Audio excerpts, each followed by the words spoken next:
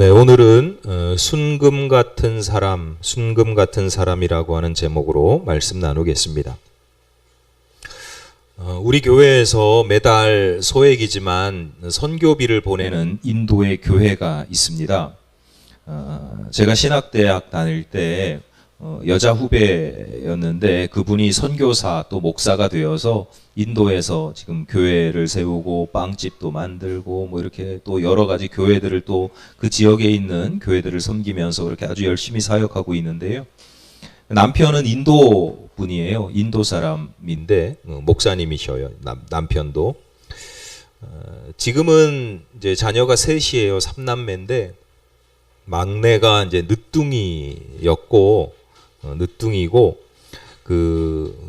위로 두 남매가 있는데 두 남매는 저희 아이들하고 연령대가 이제 비슷해요. 비슷했던 걸로 기억합니다. 그 아이들이 초등학교 아마 저학년 시절이었던 것으로 기억하는데 그 당시 선교사님 가족들이 모두 우리나라에 잠시 그 남편 목사님도 우리나라에서 공부를 뭐 박사학위 이런 거 공부도 하고 그래서 뭐 계속 들어오고 나오고 했었는데 그 가족들이 모두 들어왔던 적이 있어요. 이야기를 들어보니까 그 남매가 가고 싶은 데가 있다는 거예요. 어디냐? 그랬더니 놀이동산에 가고 싶대요. 근데 다행히 아내가 선뜻 데리고 갑시다. 우리가 같이 아이들을 데리고 갑시다. 그래서 결국 그 가정 4명, 우리 가정 4명 해서 8명이 용인에 있는 에버랜드에 갔습니다. 8명의 자유이용권을 중고장터에서 샀어요. 조금이라도 저렴하게 살려고 샀는데 그래도 그게 수십만 원, 그 당시 수십만 원이었고 저희 형편으로는 좀 부담스러운 만만치 않은 금액이었어요. 게다가 이제 자유이용권이니까 아침 일찍부터 새벽부터 개장할 때부터 폐장할 때까지 뽕을 뽑아야 되잖아요. 그러니까 그 시간 동안 거기서 식비도 필요하고 간식비도 애들이니까 어른들이면 참아 물 마셔 이러면 되는데 애들이니까 뭐 간식비도 필요하고 그렇잖아요.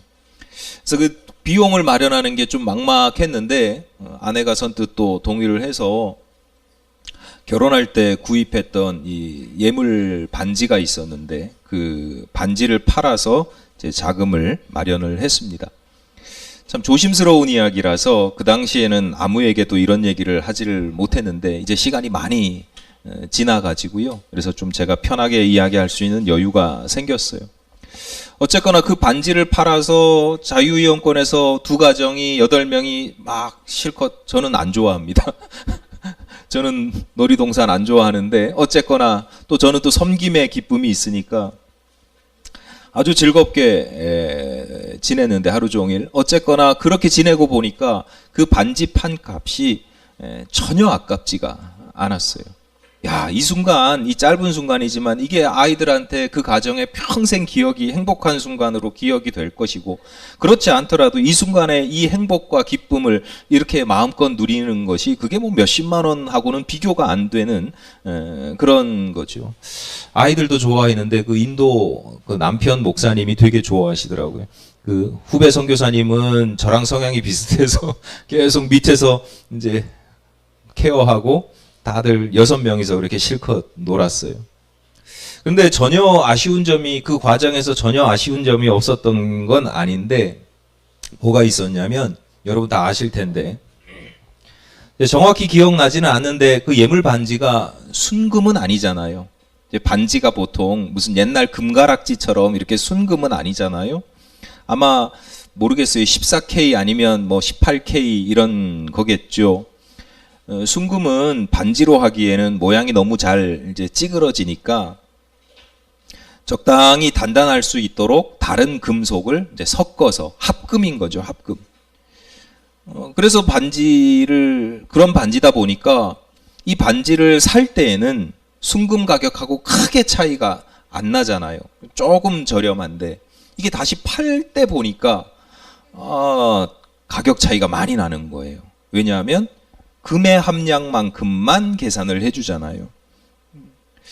그 당시에 뭐 물론 그 전에도 뭐 많이 깨닫지만 그 당시에 아주 강렬하게 깨달은 것이 하나 있는데, 교훈이 하나 있는데, 가치라고 하는 것, 가치라고 하는 것이 상황에 따라 달라진다, 때에 따라서 달라진다라고 하는 거예요. 어떤 상황에 따라서는 몇십만 원이 아니라 몇만 원도 아까울 때가 있는가 하면, 또 몇십만 원이 아니라 몇백만 원도 전혀 아깝지 않을 때가 있지요. 상황에 따라서. 합금이 반지로 존재할 때에는 나름 가치를 인정받습니다. 그런데 그것이 다시 팔려서 녹여지고 재가공되는 상황에서는 이 가치가 떨어지는 거예요. 우리 인생도 마찬가지입니다. 많은 성도들이 세상에서 살아갈 때 합금으로 살아가요. 세상에서는 단단함이 필요하니까 나름 단단해야 흔한 표현으로 잘 살 수 있는 겁니다. 젊은 친구들이 스펙을 쌓는다, 이런 것들이 내 인생에 여러 가지 금속들을 막 첨부시키는 거죠. 첨가시키는 거죠. 그래서 때로는 학식이라고 하는 성분도 있어야 되고, 때로는 경험이나 경륜, 때로는 뭐 지위, 어떤 높은 지위, 경제력, 또 인맥, 이런 성분들을 막 채워서 자신을 굉장히 단단하게 만드는 것이 세상의 가치입니다. 우리가 살아가는 세상에서는 그러한 모습들이 꽤 인정을 받거든요. 이제 앞으로 또 뉴스에 계속 나오겠지만, 뭐 최저임금 얼마 올리느냐 할 때 그 몇백 원 가지고 막 일희일비하게 되잖아요. 누군가는 참 즐거워하고 누군가는 참 힘들어하는 뭐 이런 일들이 생기는가 하면, 지난번에 인사청문회 때 보셨겠지만 어떤 분들은 어떤 회사의 고문으로 또 사회이사로 이름만 걸어놓고 또 실제 이사로 이름 걸어놓고 그냥 1년에 몇 억씩 그냥 받아가는 뭐 그런 경우도 있단 말이에요. 근데 그런 차이가 어디에서 생겨요? 이게 세상에서 이 사람이 얼마나 실력이 있느냐, 내가 얼마나 단단한 사람이냐에 따라서 그런 차이가 있는 거죠. 세상에서는 그런데 여러분, 상황이 바뀌어서 우리가 하나님 앞에 서게 될 때는 어떨 것 같습니까? 하나님께서 우리의 실력을 보실까요? 하나님께서 우리의 경륜이나 참 넌 경험이 많고 넌 참 지식이 많다, 이런 걸 보실까요? 하나님께서 우리가 세상에서 얼마나 높은 자리에 있었는지 낮은 자리에 있었는지 그걸 가지고 우리를 대우하실까요? 세상에서처럼? 여러분 아시다시피 하나님 앞에서 그건 아무것도 아닙니다. 아무런 소용이 없습니다. 하나님 앞에서 그건 오직 불순물일 뿐입니다. 하나님은 오직 믿음을 보시고 하나님은 오직 우리들의 거룩한 삶을 보십니다. 제가 늘 말씀드리잖아요. 제가 단지 목사라는 이유 때문에, 말씀을 전하고 가르친다는 이유 때문에 하나님 앞에서 여러분보다 믿음이 더 좋다고 담보하지 못합니다. 물론 제가 뭐 여러분의 믿음보다 못하다는 건 아니고요. 목사라고 하는 지위, 신분 또는 역할, 실력, 능력, 이런 것들이 하나님 앞에서 아무것도 아니라는 거예요. 세상에서는 중요하죠. 현실의 삶에서는 중요하죠. 근데 하나님 앞에서는 그거 아무것도 아닌 거예요. 여러분도 마찬가지입니다. 집사나 권사, 또 얼마만큼 내가 신앙 경력이 있고 교회에서 얼마나 헌신을 했고 헌금은 얼마나 드렸고, 이런 것들이 하나님 앞에서, 나중에 하나님 앞에서 중요할 것 같습니까? 현실에서는 중요할 수 있어요. 근데 이게 하나님 앞에서도 중요할 것 같습니까? 예수님께서 뭐라고 그래요? 먼저 된 자가 나중되고 나중된 자가 먼저 된다라고 하셨거든요. 그래서 어떤 성도님들은 전 나중돼도 언제라도 이제 나중에 먼저 될 수 있어요, 뭐 이렇게. 그게 아니고, 나중된 자가 먼저 된 자보다 더 낫다는 게 아니고, 우월하다는 게 아니고, 먼저 되고 나중되고 중요하지 않다는 거예요. 그 아무것도 아니라는 거예요. 현실에서는 굉장히 중요하죠. 30년 믿은 사람하고 한 달 믿은 사람하고 같을 수가 없어요. 근데 하나님 앞에서는 그런 거 다 소용없다는 거예요. 저도 인간이니까, 목사이기 전에 인간이니까 솔직한 심정으로 저는 정말 여러분이 세상에서 잘 먹고 잘 살기를 바라는 마음이 있어요. 실력도 뛰어나고 그래서 인정도 받고 가치 있게 살아가기를 바라는 마음도 있어요. 그러나 하나님의 말씀을 전하는 목사의 입장에서 보면 더 중요한 게 있는데, 우리가 하나님 앞에 서게 될 때를 기억하는 것이고, 세상에서의 실력이나 인정이나 능력이나 열매보다 하나님 앞에 하나님께 보여드릴 만한 순전한 믿음을 가지는 것이 훨씬 중요하다라고 하는 거예요. 우리 믿음이 이 세상의 불순물에 이렇게 가려져 가지고 이 현실 세상에서 별로 중요하지 않은 것처럼 보이기 때문에 항상 믿음이 우리의 후순위가 될 때가 있거든요. 감춰질 때가 있거든요. 그러다가 이제 하나님 앞에 서게 되면 내 믿음의 값이 이것밖에 안 되는구나 이렇게 한탄하고 후회할 수도 있습니다. 주님께서 인정하실 만한, 주님 앞에 섰을 때 인정받으실 만한 성숙한 믿음이 있으시기를 바랍니다. 오늘 우리가 읽은 본문은 욥이라고 하는 사람, 욥의 고백이자 항변입니다. 욥은 사람들은 물론이고요, 하나님께도 매우 인정받는 의인이었어요. 의인. 세상에 의인이 별로 없거든요. 근데 그 의인이다라고 하면 정말 이 사람은 완벽하진 않아도 정말 대단한 사람인 거예요. 그런 욥을 사탄이 시험을 합니다. 그래서 욥이 그로 인해서, 사탄의 시험으로 인해서 엄청난 고난을 겪게 되는데요. 처음에는 재산을 잃습니다. 욥이 거부였거든요. 거부니까 재산을 잃어도 뭐 큰 타격 없을 것 같아요. 부자는 망해도 3대를 간다고 하니까 뭐 괜찮을 것 같아요. 여러분, 이게요, 상실감이라는 게 있잖아요. 상실감. 내가 차라리 돈이 없었으면, 재산이 없었으면 뭐 잃어버려도 그냥 그런데, 이게 크면 클수록, 내가 가진 것이 많으면 많을수록 상실감이 큰 법이거든요. 여러분, 많이 가진 사람은요, 누구랑 싸워도 안 돼요. 이겨도 잃는 게 많아가지고. 나이 많으신 분은요, 젊으신 분하고 싸우면 안 돼요. 잃는 게 더 많아요. 그러니까 상실감이라고 하는 측면에서 보면 이 굉장히 큰 상처인 거예요. 자동차를 새로 구입했는데 한 달도 안 돼서 어디가 흠집이 조금 나면 아무것도 아닌데 되게 속상하잖아요. 오늘 아침에 교회 학교 아이들 이제 예배 드리는데 뭐라 그랬더라? 비가 오는데 뭐 커피는 엎질러지고 핸드폰은 깨지고 뭐 이럴 때도 하나님께 하나님에 대한 원망이나 이런 것들을 하지 않고 감사해야 된다 뭐 이런 얘기를 하니까 애들이 다른 커피나 뭐 이런 거에는 신경을 안 쓰다가 핸드폰 깨지는 거에 엄청나게 막 충격, 그건 안 된다고. 그리고 우리 현성이는 에어팟 이런 거 잘못되면 안 된다고. 어른들이 볼 때는 그거 아무것도 아니잖아요. 뭐 그럴 수도 있는 거고 속이야 상하겠지만 그렇게 심각한 문제는 아닌데, 이제 그걸 소중하게 여기고 그게 소중한 사람에게는 그것을 잃어버리는 상실감이라고 하는 게 매우 큰 거죠. 벽에 새로 자신이 소유한 주택의 벽에 못 하나 박는 것도 못하게 하잖아요. 욥은 하물며 전 재산을 다 잃었으니 그 상실감이 어떠했겠습니까? 그래도 욥이 믿음으로 뭐 주신 분도 하나님이시니까 하나님 거둬가시는 거 뭐 어때? 이러고 믿음이 참 좋아서 잘 극복하는데 또 다른 고난이 이어져요. 두 번째는 모든 자녀들을 잃어버립니다. 10남매가 있었는데 다 죽어요.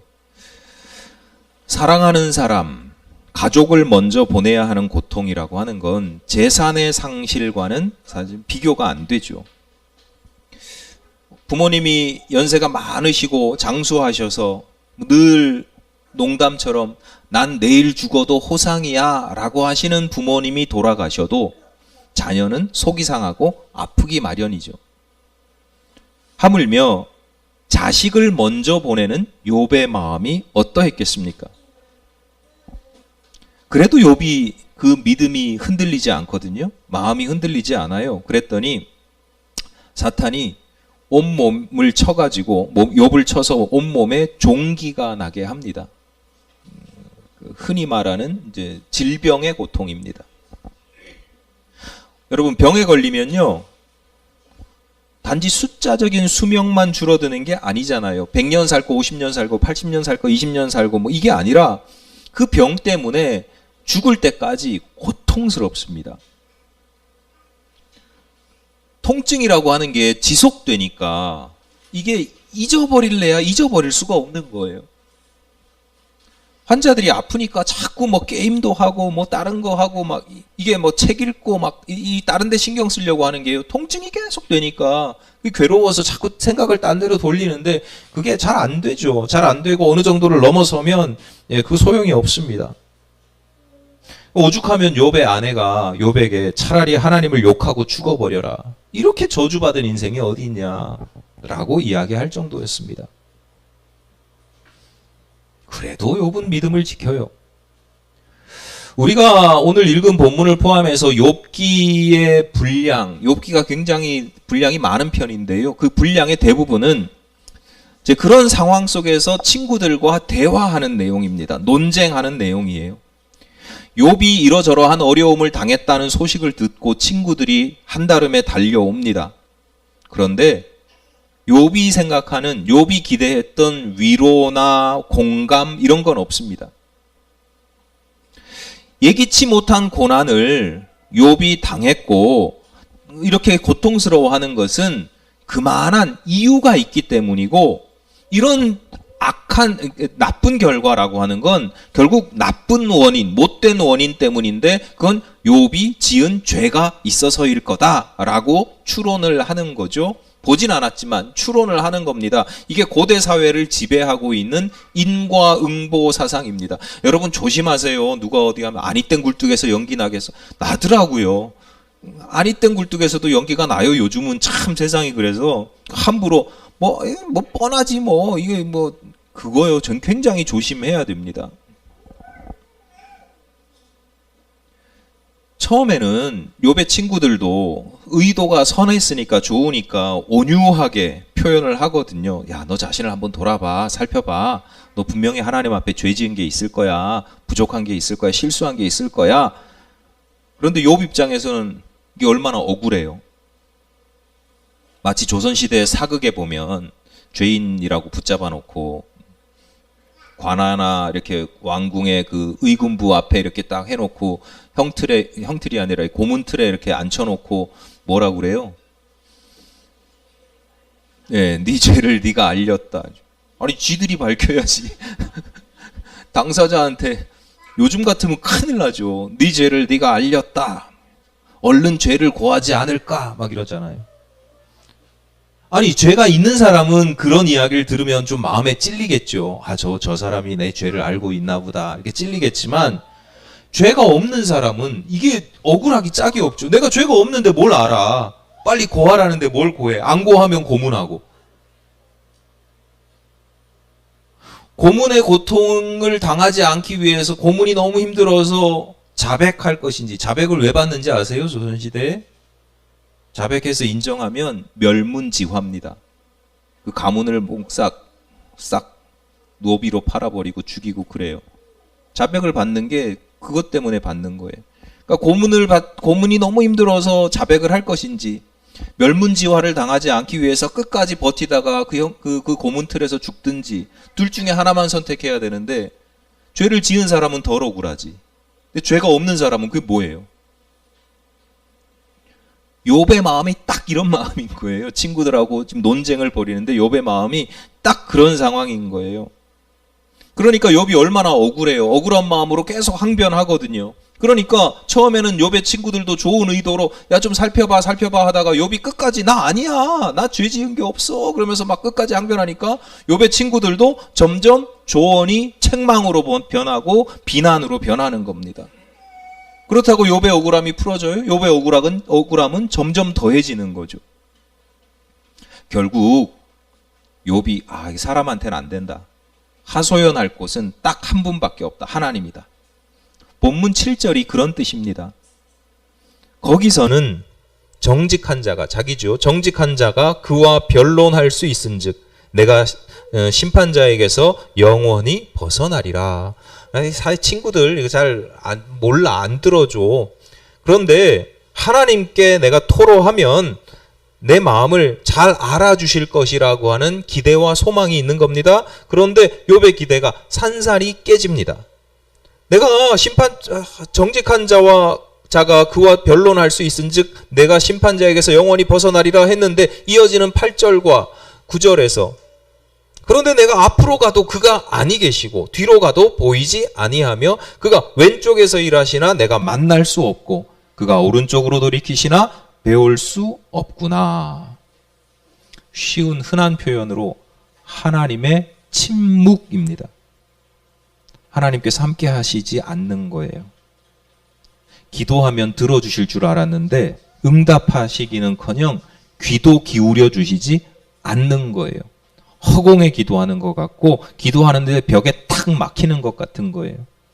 여러분, 갈급함이 없고 간절함이 없고 막 아쉬움이 없는 사람들은요, 기도가 허공에 푹 뿌려져도 벽에 막히는 것 같아도 뭐 그런가 보다, 뭐 오늘은 하나님이 안 들어주시나 보다, 뭐 이렇게 되는데, 그렇게 할 수 있는데, 이게 너무너무 지금 욥은 그 끝으로 다 몰려있는, 벼랑 끝으로 몰려있는 상황이잖아요. 아주 극단의 상황에서 오직 하나님만 나의 위로가 되고 소망이 되고 내 마음을 알아주실 분인데 너무너무 간절하고 너무너무 갈급한 마음으로 기도하는데요, 그 기도가 벽에 부딪히는 것 같고 허공에 막 흩뿌려지는 것 같고 하나님 안 들으시는 것 같고, 그럴 때의 상실감은요 어마어마하게 큽니다. 어려움을 겪는 사람들이 그 어려움을 극복하기 위해서 필수적인 게 두 가지가 있거든요. 첫 번째는 위로와 격려입니다. 응원과 지지입니다. 위로하고 격려하는 것이 문제를 직접적으로 해결해 주진 않지만 그 위로와 격려에 잠시 몸을 기대고 쉴 수 있죠. 숨을 고를 수 있습니다. 하나님께서 우리에게 응원하고 격려해 주시는 것, 성도들이 성도들을 응원하고 격려하는 것이 매우 매우 큰 부분이고요. 매우 매우 아주 좋은 요소입니다. 어려움을 겪고 있는 사람이 필요한 필수적인 게 첫 번째가 응원과 지지, 격려 뭐 이런 것이고요. 두 번째는 소망입니다. 소망. 결국은 내가 이 상황을 극복할 수 있을 것이라고 하는 희망이 있어야 돼요. 기대가 있어야 돼요. 내가 그냥 계속 이렇게 그냥 찌그러진다고 하면 그런 절망감이 더 힘들게 하죠. 욥은 친구들이나 하나님께, 욥은 친구들에게 그런 격려와 응원, 지지, 공감 이런 것들을 받아야 되는데 기대했는데 그런 게 전혀 없고 정말 친하고 나를 위한다고 하는 사람조차도 나를 책망하거든요. 하나님께 소망을 두었어요. 그런데 절망감만 느낀단 말이에요. 여러분, 욥이 불쌍해요? 욥 정말 무슨 드라마나 영화에서 나오는 매우 매우 인생의 나락에 떨어진 뭐 그런 사람처럼 욥이 매우 매우 불쌍하고 안타깝습니까?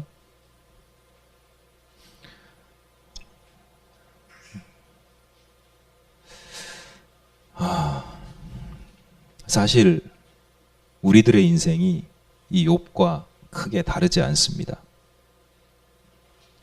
욥이 겪는 고난은 다소 극단적이고 이게 한 번에 탁 모여있는 집약적이고 뭐 이런 특징이 있습니다만 그 내용으로 따지고 보자면 우리 인생도요 사실은 욥과 별반 다르지 않습니다. 우리도 재산이나 명예나 지위나 이런 것들 잃어버릴 때가 있잖아요. 내가 잘못하면 덜 억울한데 내가 잘못하지도 않았는데 그럴 때가 있습니다. 사고를 당할 때도 있고 사랑하는 사람을 먼저 보내야 할 때도 있습니다. 질병으로 고통받을 때도 있고요. 주변에서 위로와 격려보다는 비난과 책망을 받을 때도 있습니다. 심지어 그 비난과 책망이 사실관계가 어그러진, 그렇지 않은데 억울하게 모함을 당하기도 하고, 하나님을 그래서 의지했는데, 우리 믿음이 있다고 성도라고 하나님을 의지했는데 하나님께서 침묵하시는 것처럼 느껴질 때도 종종 있습니다.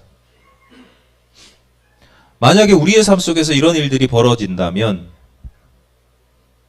여러분은 어떤 태도를 갖습니까? 많은 사람들이요, 그런 상황이 되면 신앙을 버리고 소망을 버리고 심지어 생명까지도 버리기도 합니다. 그렇지 않더라도, 버리지 않더라도 참 가치 없고 의미 없는 목적 없는 인생을 그저 살아가는 경우도 있습니다. 고난이 너무 세고 어려우면 그냥 버티는 거예요. 이거 그냥 버티는 거예요. 견디는 거예요. 목숨을 부지하는 삶이죠. 욥처럼 아주 특별하고 막 아주 임팩트가 강한 그런 고난이라고 할 만한 것도 없는데 우리의 자잘한 고난, 삶의 무게, 짐들이요 무거워서 그냥 그렇게 견디면서 버티면서 살아가고 있는 경우가 참 많습니다. 어떻게 할 수 있냐면 여러분 예를 들어서 여러분 하루하루가 여러분에게 어떤 의미가 있어요? 오늘 아침에 내가 일어나서 오늘 내가 뭘 하고 내가 어떤 가치를 이룰 거야 라고 하는 게 주일이면 그나마 좀 나아요. 예배하러 와야 되니까. 근데 매일 일상의 삶 속에서 매일 아침마다 내가 오늘 무슨 의미 있는 가치 있는 삶을 살아갈 것인가, 내 인생에 어떤 목적이 있는가, 그런 게 있어요? 대부분 그렇지 않거든요. 그냥 눈 떴으니까 배고프니까 밥 먹고 눈 떴으니까 세수하고 돈 벌어야 되니까 일하러 가고 그냥 그렇게 그냥 살아가는 거예요. 그래서 눈 한 번 깜빡하면 하루가 지나가고 한 달이 지나가고 1년이 지나가는 거예요. 지금 벌써 2022년도가 반이 지나갔잖아요. 6월 마지막 주일이니까 반이 지나갔거든요. 눈 깜짝할 새 그냥 사라지는 거예요. 대부분의 사람들이 코로나 기간 동안 내가 이 기간 동안 뭘 해야지 이런 생각 별로 없었잖아요. 그냥 빨리빨리 견디고 버티고 이게 그냥 지나가기를 바라는 마음으로 살아가잖아요. 그러니까 코로나 2, 3년이 그냥 쑥 지나간 거예요. 시간이 빨리 지나가서 빨리 늙고 빨리 죽고 싶으시면 그렇게 사시면 됩니다. 근데 욥이 어떤가? 보통 사람들은 그런데 욥이 어떤가? 본문 10절입니다. 그러나 내가 가는 길을 그가 아시나니 그가 나를 단련하신 후에는 내가 순금같이 되어 나오리라. 여러분 이거는 좀 외워도 되는 아주 욥의 신앙이 욥의 믿음이 굉장히 빛나는 고백입니다.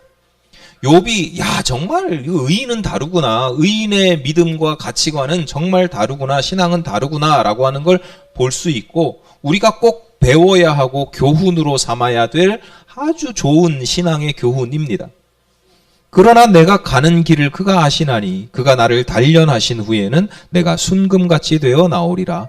이게 왜 중요하냐면 크게 두 가지로 이유를 말씀을 드리겠습니다. 첫 번째는 하나님에 대한 믿음을 지키는 거예요.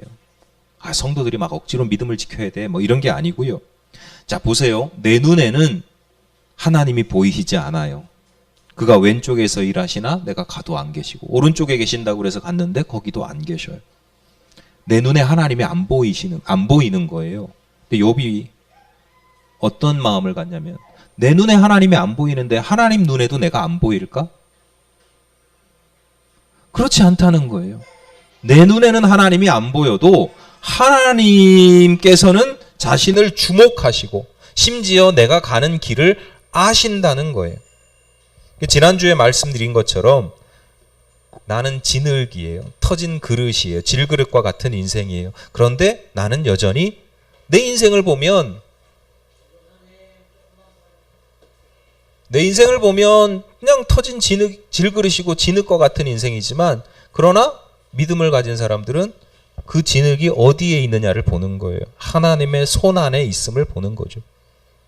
그 인생이 잘 되고 형통하는 시기뿐만 아니라 고난받는 시간 속에서도 하나님의 눈이 자신을 지켜보신다고 하는 믿음이 있어요.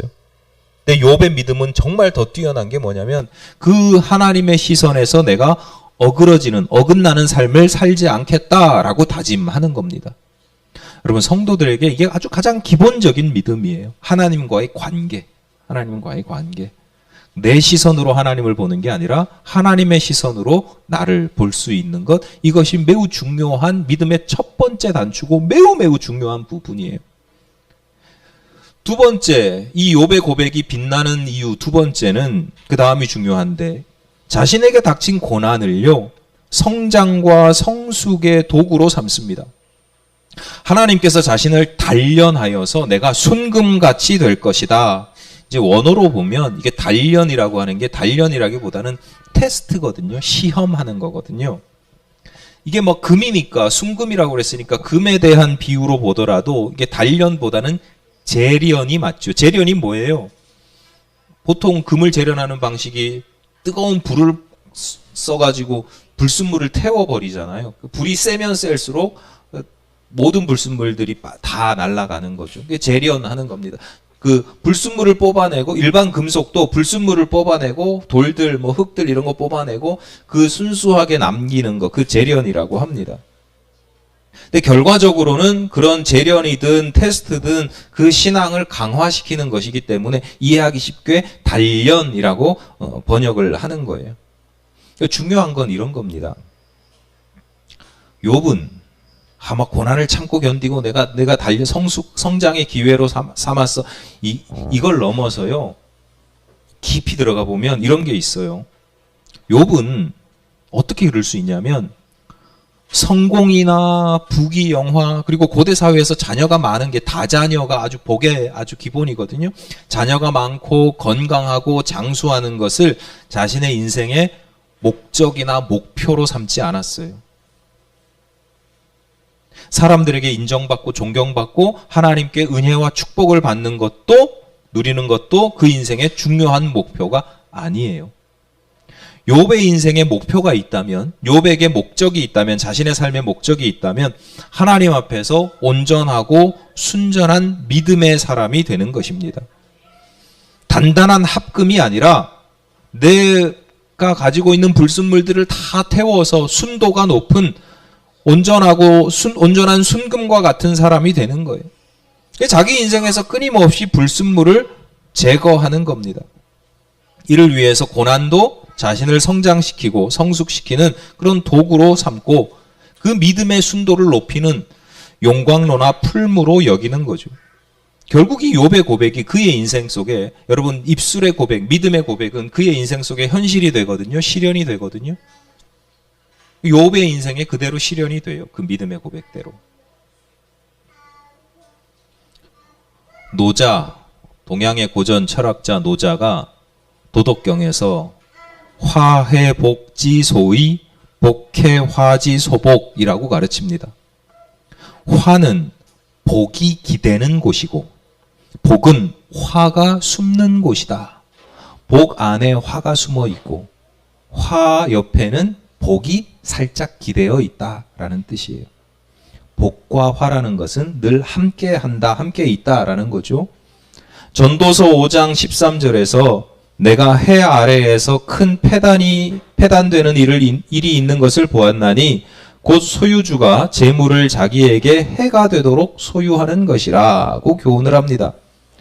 재물은 일반적으로 그 소유자에게 복이 되는 요소입니다. 그 재물로 할 수 있는 게 많아지잖아요. 재물 때문에 덜 힘들어도 되고. 그런데 가만히 보니까 그 재물로 인해서 그 복으로 하여금 스스로에게 해가 되게 하는 사람들이 있더라. 그 복을 화로 사용하더라 라고 하는 거죠. 대부분의 사람들이 그렇더라. 여러분 지혜로운 사람들은요, 다시 말씀드리지만 복 가운데 화를 봅니다. 그래서 넘어지지 않습니다. 복이 있어도 화를 잘 살피기 때문에 넘어지지 않고 시험에 들지 않고 그 복을 온전히 누리는 거예요. 지혜로운 사람은요, 화 가운데도 복을 찾아냅니다. 그래서 어려운 상황 속에서도 나중에 잘 극복하고 다시 일어설 수 있는 것이죠. 고난이라고 하는 건 일종의 화입니다. 그런데 그 화를 잘 이용하면 그 옆에 숨겨져 있는 복을 누리게 되거든요. 시편 119편 기자가 이렇게 노래합니다. 고난당한 것이 내게 유익이라. 왜냐하면 이로 말미암아 내가 주의 율례들을 배우게 되었나이다. 여러분 시편 기자가 어떻게 이렇게 고백할 수 있어요? 고난당한 것이 내게 유익이라 어떻게 고백할 수 있어요? 고난이 만만해서일까요? 이 정도 뭐 견딜만 해서일까요? 그게 아니라는 거예요. 이게 지금 욥에게서 배우는 믿음의 고백뿐만 아니라 욥의 믿음의 고백이 보여주는 지혜가 여기 있어요. 믿음의 자세, 고난에 대한 믿음의 자세가 중요한데 고난? 교회에서 성경에서 목사님이 무조건 잘 참고 견디래. 그러면 그 뒤에 뭐가 있대. 여러분, 그런 게 아니고요. 인생의 목표가 다르기 때문이에요. 거룩한 목표를 가지고 살아가는 사람, 하나님 앞에 순전한 믿음의 사람이 되는 것, 이게 그 목표로, 목적으로 살아가는 것이 지혜로운 사람이다. 여러분, 혹시 꿈이 있으세요? 어떤 사람은 10년 안에 10억을 모으겠다고 하고, 어떤 사람은 뭐 자신의 명의의 집을 갖고 싶어 하기도 하고, 학생들은 좋은 대학 가고 좋은 배필 만나고 좋은 직장을 얻겠다, 뭐 이런 분들도 있고요. 연세가 많으신 분들은 잠자다가 평안히 가게 불러주세요, 뭐 그렇게 기도하기도 하죠. 뭐 나쁘지 않습니다. 아까 제가 말씀드렸듯이 저는 여러분이 이 세상에서 평안히 잘 먹고 잘 살기를 바라는 마음이 있어요. 나쁘지 않습니다. 그런데요, 잘 생각해 보세요. 인생의 그런 목표와 그런 목적만 가지고 살아가다 보면 조그마한 어려움, 고난을 당하게 되면 그건 성공이에요, 실패예요? 내가 10억 벌겠다고 했는데 5억밖에 못 벌거나 심지어 빚을 졌다. 그러면 실패한 거잖아요. 그런 목표를 이루질 못한 거잖아요. 패배자가 되는 거죠. 제가 그랬잖아요. 앞서 욥의 고난이 없는 인생은 아무도 없다. 여러분, 지금 아무리 건강해도 언젠가는 병듭니다. 언젠가는 죽습니다. 지금 아무리 돈이 많아도요, 언젠가는 빈털터리가 됩니다. 가난해집니다. 어느 누구도요, 그런 세상적인 목표를 가지고 이 세상에서, 인생에서 성공할 수가 없어요. 한순간은 성공할 수 있겠죠. 근데 마지막 결국은 패배자가 되는 거예요. 반면에 욥은 그 인생의 목표가 이 땅에서 잘 먹고 잘 사는 게 아니에요. 하나님 앞에 순전한 신앙인으로 거듭나는 것이 목표예요. 그러다 보니까 그 인생에 고난이나 어려움이 찾아와도 그건 자기의 인생이 무너지는 게 아니에요. 실패가 아니고 내 목표를 이루기 위한 과정이 되는 겁니다. 그리고 그 과정을 통해서 하나님 앞에 더욱 순전한 순금과 같은 사람이 되는 것이죠. 인생을 마치고 하나님 앞에 섰을 때 더욱 빛나고 가치 있는 인생이 되는 것입니다. 여러분, 고난이 여러분 인생의 불순물을 제거하는 도구가 되기를 바랍니다. 고난을 통해서 넘어지는 인생이 아니라 고난 때문에 하나님 앞에서 더욱 빛나는 인생이 되시기를 바랍니다. 여러분 인생의 목표를 이 땅에서 잘 먹고 잘 사는 것에 삼지 말고 하나님 앞에 내가 순금 같은 사람이 되겠다, 정금 같은 사람이 되겠다, 그런 목표를 가지고 살아가실 때 고난도 극복하시는 저와 여러분이 되시기를 간절히 바랍니다. 기도하시겠습니다. 하나님, 아주 자그마한 고난에도 어려움에도 절망하고 좌절하고 넘어지는 연약한 인생입니다. 그러나 하나님께서 저희들에게 믿음을 주시고 하나님 나라를 보게 하셔서 그 고난 속에서도 견디고 버티는 것을 넘어서 극복하고 저희들의 믿음이 오히려 하나님께 더욱더 하나님 앞에서 빛나는 인생이 되게 하신 것 감사합니다. 하나님께 더욱더 빛나는 인생이 될 수 있도록 저희들의 믿음이 날로 날로 자라나게 하여 주옵소서. 예수님 이름으로 기도드립니다. 아멘.